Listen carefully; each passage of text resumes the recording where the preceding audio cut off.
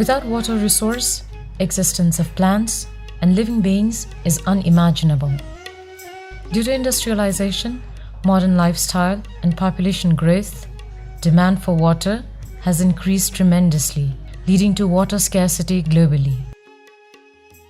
On the other hand, due to climate change, water sources are drying up, leading to huge drinking water scarcity. This has led to conflict in water resource use. Because of all these reasons, sustainable development and management of water resources are necessary. In this regard, Helvetas Swiss Intercooperation Nepal has been preparing water use master plan at village development committee level since a long time for sustainable development, balanced and equitable use and management of water resources through the development of drinking water and sanitation, irrigation and hydroenergy projects. This plan was initiated as a pilot in 1998 in Bajung VDC of Barbat district. Water Use Master Plan is an integrated development plan of water resources, prepared in a participatory and inclusive way. पानीको उपयोगसँग सम्बन्धित विभिन्न सवालहरू छ। पानीको उपयोग गर्दाखेरि विभिन्न आयोजनाहरूको निर्माण गर्ने क्रममा अथवा त्यसपश्चात स्थानीय समुदायमा वाद-विवाद भएर यो आयोजनाको दिगोपनामा चाहिँ प्रश्नहरू आइराखेका छन्। त्यस्तै किसिमले आएर पानीसँग सम्बन्धित कुराहरूको योजना तर्जुमा गर्दाखेरि, कार्यान्वयन गर्दाखेरि महिलाहरूको त्यस्तै किसिमले आएर विपन्न वर्गको सहभागिता पर्याप्त छैन भन्ने कुराहरू आइराखेका छन् र यसको साथसाथै आयोजनाहरूको निर्माणमा बढी जोड दिएको छ, तर पानीका मूलहरूको संरक्षण गर्ने कुराहरूमा कम ध्यान पुगिराखेको छ र यस्ता कुराहरूलाई हेर्ने हो भने र पानीको दिगो उपयोगको कुरा गर्ने हो भने जलोपयोग गुरु योजनाले यी कुराहरूलाई चाहिँ एड्रेस गर्नमा मद्दत पुर्याएको छ। Water Use Master Plan adopts Water Resources Management Chair Model, in which 4 major uses of water are represented by 4 legs of the chair. The lacings of the 4 legs represent complementary schemes for climate change and disaster risk management. The seat of the chair represents a common platform for dialogue, discussion, and opinion sharing among stakeholders. The backstay of the chair represents the capacity enhancement and other strengthening activities. Water use master plans are consecutively completed in 5 major phases, which include 17 steps. First phase, preparatory phase. The first phase of master plan is preparatory phase, under which 3 steps are to be completed. In the first step, local agencies decide on preparation of water use master plan. After that, Memorandum of Understanding and Agreement are signed among stakeholders for the preparation of the master plan. In the third step, service providing organization for the facilitation of water use master plan process are selected and contract is signed. जल सम्पदाको समुचित प्रयोगको लागि प्रयोग गर्ने उद्देश्यले नगरपालिका क्षेत्रमा पूर्ण खानेपानी तथा पूर्ण सरसफाई बनाउने उद्देश्यले हामीले जलउपयोग गुरु योजना बनाउने निर्णय गरेका हौं। Second phase, capacity building phase. In this phase, preliminary orientation on water use master plan is carried out at VDC or municipality level. Then, ward level orientation is carried out and ward citizen forum is activated.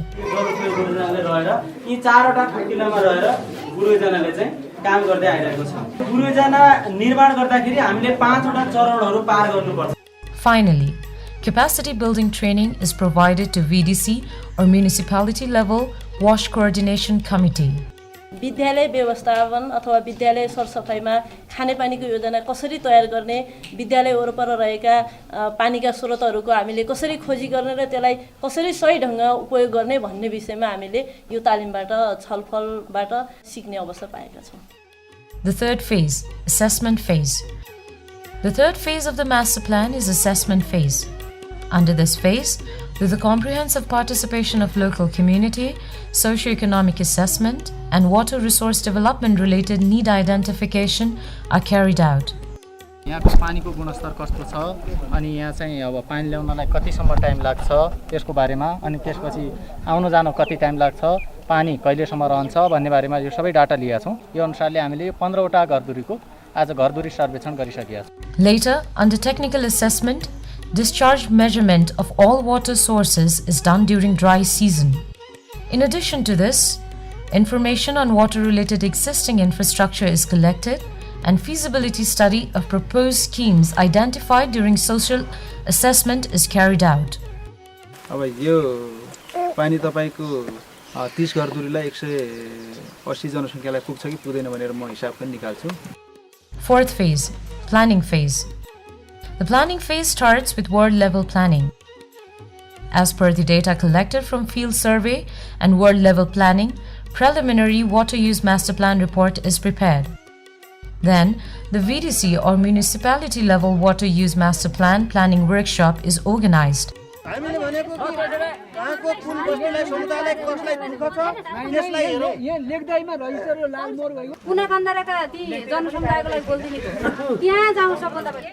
Then the final report of master plan is prepared. The master plan prepared in this way is endorsed by VDC or municipality council. प्रारम्भिक मस्यौदा हामी आइसकेको छ र त्यसमाथि हामी छलफल गरिरहेका छौँ र निकट समयमा नै त्यो अन्तिम मस्यौदाको रूपमा अन्तिम प्रतिवेदनको रूपमा हामी कहाँ आउँछ र त्यसलाई नगरपालिकाले आफ्नो स्वामित्वमा लिँदै त्यसलाई अनुमोदन गर्दै यो कार्यान्वयनको चरणमा हामी जान्छौँ। After that, the master plan is disseminated to all stakeholders through water use master plan coordination workshop at district level. Fifth phase, implementation phase. The final and fifth phase of the water use master plan is implementation phase. The local authority concerned gradually implements prioritized schemes in water use master plan through internal resources and by seeking financial resources from various government and non-government organization. जल उपयोग जुन गुरु योजना छ त्यो गुरु योजनाले प्राथमिकतामा राखेका आयोजनाहरुमा लगानी गर्नको लागि त्यो खानेपानीको हकमा अथवा जलको उपयोग गर्ने सन्दर्भमा जुन योजनाहरु माग हुन्छन् त्यसमा आधारित भएर छनौट गर्नको लागि हामीले गाविसहरुलाई निर्देशन पनि दिइरहेको अवस्था छ। Finally, at seventh step, the water use master plan is updated after a certain period. जल उपयोग गुरु योजनाको 5 वर्ष अवधिमा हुनुपर्ने कुराहरु त्यसको क्षमता जुन प्रकारको थियो भने जनसमुदायमा पनि जनसमुदायका घर बस्तीहरु पनि बढिसकेका अवस्था स्रोत पनि घटेको बढेको के हो त्यो कुरालाई पनि अध्ययन गर्नुपर्ने र खानेपानी आपूर्ति सरसफाईका सवालहरुलाई पनि व्यवस्थित गर्नका लागि थप व्यवस्थित गर्नका लागि पनि हामीले अध्यावधि गर्न जरुरी ठान्यौं। Presently, governmental and non-governmental organizations are considering water use master plan as an important tool for water resources management and sustainable development at local level. Kalikot आछाम Dailekh Jajarkot जिल्लाको हाम्रो कामको आधारमा अब तराईमा जाँदैछ यो कार्यक्रमहरु हैन। त्यसपछि तराईमा मात्रै नभएर हामीले इसिमोडसितको हाम्रो यो चाहिँ सहकार्यमा हाम्रो कोशी बेसिनमा यो कार्यक्रमहरु जाँदैछ। यसको एप्रोच हैन यो चाहिँ जल उपयोग गुरु योजनाको एप्रोच त्यति मात्रै नभएर अब अहिले पाकिस्तान इन्डियाको हिमाचल प्रदेशमा हाम्रो त्यहाँ जाँदैछ।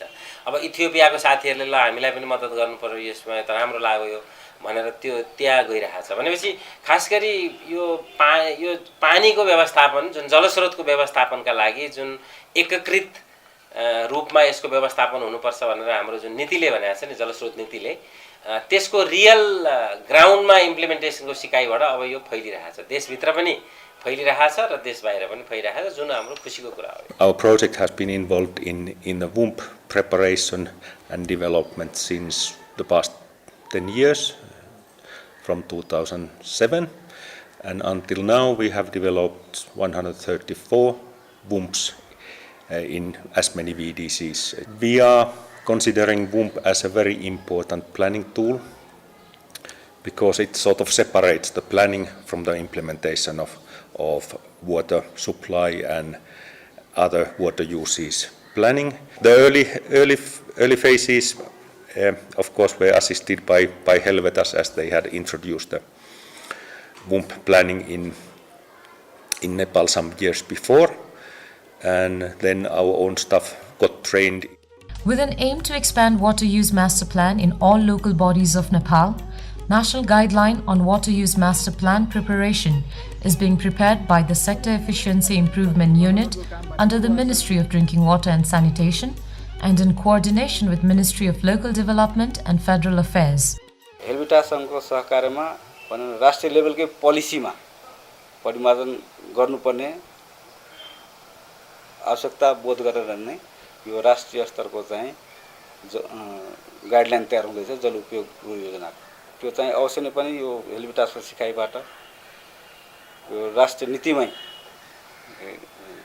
एउटा इनपुटको रूपमा हामीले लिएका छौँ। वाटर युज मास्टर प्लानको कन्सेप्ट हामीले ग्रामीण जलस्रोत व्यवस्थापन परियोजना लागू भएदेखि नै लिएका हौँ र सुरुमा पहिलो फेजमा हेल्बिटास अन्तर्गतको वाम्पी जुन प्रोजेक्ट हो त्यसको साझेदारीमा हाम्रा वाटर युज मास्टर प्लान गाविस स्तरको बनेको थियो र त्यसैलाई हामीले इम्प्लिमेन्ट गरेका हौँ। पछि त्यसको रिजल्ट हेर्दाखेरि हामीलाई राम्रो लाग्यो र अहिलेसम्म पनि हामी त्यही गरिरहेछौँ र अझ यसलाई चाहिँ अब हामी के गरिरहेछौँ भने ग्रामीण जलस्रोत व्यवस्थापन परियोजना त एउटा प्रोजेक्ट मात्रै हो, अब हामीले गभर्मेन्टको रेगुलर प्रोग्रामभित्र यसलाई राख्ने भनेर हामीले त्यो लाइनमा चाहिँ हामी गइरहेका छौँ।